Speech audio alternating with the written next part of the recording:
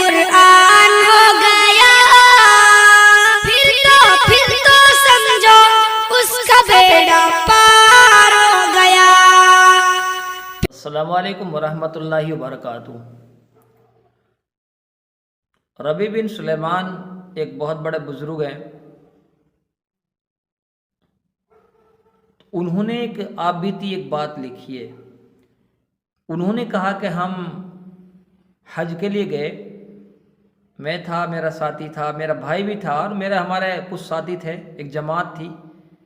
जब हम कूफा के अंदर पहुँचे तो कूफा के अंदर सारी जमात कुछ सामान खरीदने के लिए इधर उधर मुतफर्रिक हो गई।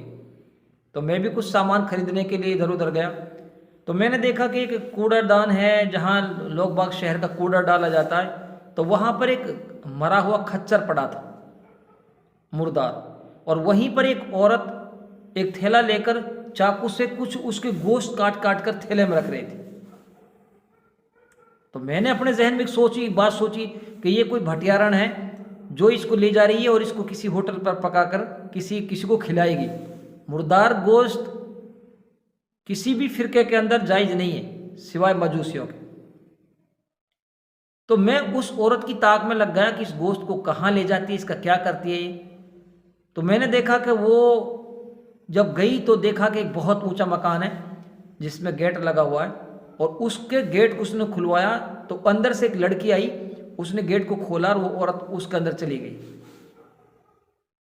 तो मैंने देखा कि किवाड़ों के झंकों से मैंने झांक कर देखा तो वो औरत उस गोश्त को काट रही थी और मेरे जहन में घिन हो रही थी, यानी मुझे वो बुरा महसूस हो रहा था।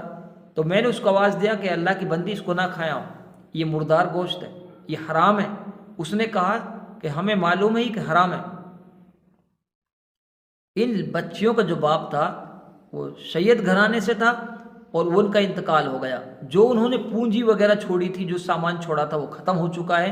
हमारे पास कुछ नहीं है, 4 दिन का फाका है, जिसकी वजह से हम मजबूर हैं। हमें पता है कि हराम खाना, मुर्दार खाना हराम है, लेकिन इश्तिरार की हालत में, परेशानी की हालत में इंसान खा सकता है। उस औरत ने कहा, तो उसने कहा कि अल्लाह की बंदी आप इसको ना खाएं। तो उन्होंने अपने साथियों से कहा कि भाई मेरा तो हज करने का इरादा नहीं है, आप हज करने के लिए जा सकते हैं। उन्होंने अपना ihram को ही उतारा।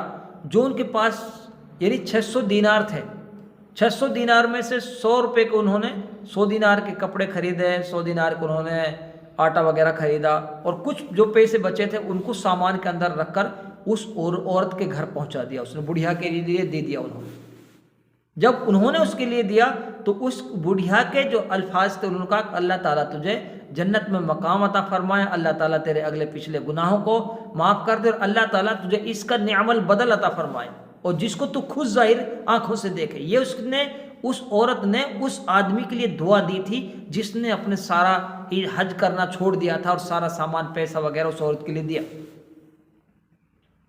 अभी उसकी 4 लड़कियां बाकी थी, चारों लड़कियों ने उसके लिए दुआएं दी। बड़ी लड़की ने कहा कि अल्लाह ताला तुझे इसका बदल अता फरमाए और अल्लाह ताला तेरे अगले पिछले गुनाहों को माफ़ फरमाए। यही उससे जो छोटी लड़की थी उसने दुआ दी, यही उससे छोटी लड़की थी उसने यही दुआ दी, उससे और छोटी थी उसने भी यही दुआ दी। यानी चारों लड़कियों ने उसकी माँ ने यही दुआ दी थी उसके लिए कि अल्लाह ताला तुझे निअमल बदल अता फरमाए, अल्लाह ताला तुझे जन्नत में मकाम अता फरमाए। हाजी हज करने के लिए चले गए, इसके पास तो कोई सौदा रही ना, अभी यही कूफा के अंदर है। तो अब वो इंतज़ार कर रहा है कि जब वो हज करके आएंगे तो मैं उनसे लिए अपने लिए दुआ करा लूँगा, और क्योंकि मैं तो गया नहीं हज करने के लिए। जब वो साथी वहाँ से हज करके आए तो उन्होंने कहा कि अल्लाह ताला तुम्हारी हज को कबूल फरमाए। तो उन साथियों भी अजीब बात ये थी कि वो साथी भी यूँ कह रहे थे कि अल्लाह ताला तुम्हारी भी हज को कबूल करे। सोच में पड़ गए कि मैं हज करने के लिए गया ही नहीं।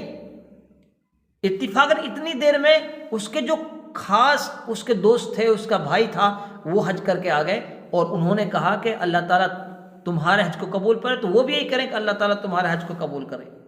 यानी मतलब क्या था कि वो साथी कह रहे हैं कि तू वहीं रमी जमरात में हमसे मिला, तो वहाँ हमसे मिला, तो वहाँ हमसे मिला, तो वहाँ हमसे मिला था, लेकिन वो मानने के लिए तैयार नहीं था कि मैं हज करने के लिए गया ही नहीं, मैं मिलता कहाँ।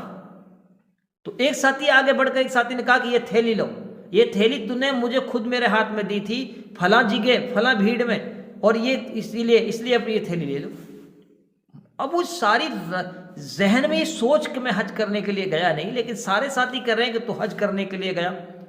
عشاء کی نماز پڑھی، وظیفہ پڑھا، اور اس کے بعد وہ سو گیا۔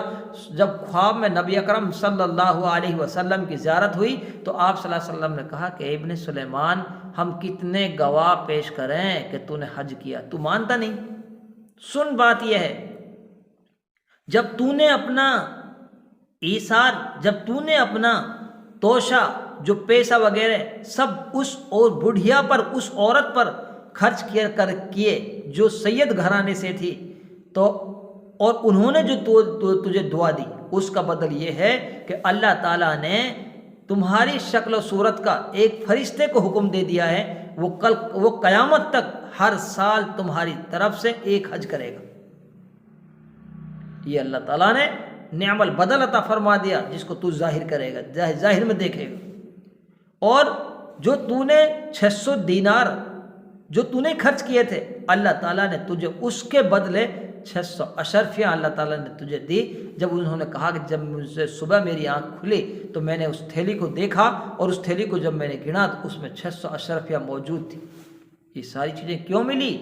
اس لیے ملی کہ اللہ تعالیٰ کی مخلوق پر رحم کرنے کی وجہ سے، اللہ تعالیٰ کی مخلوق کے ساتھ ہمدردی کرنے کے ساتھ، اس سید گھرانے کی ساتھ ان کے ساتھ ہمدردی، تعلق، اور اپنے ایثار، اپنے توشہ کو ان پر قربان کرنے کے بدلے میں اللہ تعالیٰ نے دنیا میں یہ بدل دیا کہ 600 دینار کی جگہ 600 اشرفیہ ملی، اور قیامت تک کے لیے ہر سال اس کی شکل و صورت کا ایک فرشتہ، جس کے لیے اللہ نے حکم دیا کہ وہ ہر سال حج کرے گا۔ اللہ تعالیٰ ہم سب کو ایسا عمل کرنے کی اور ایسی بات ذہن میں سوچنے کی توفیق نصیب فرمائے، آمین۔ خدا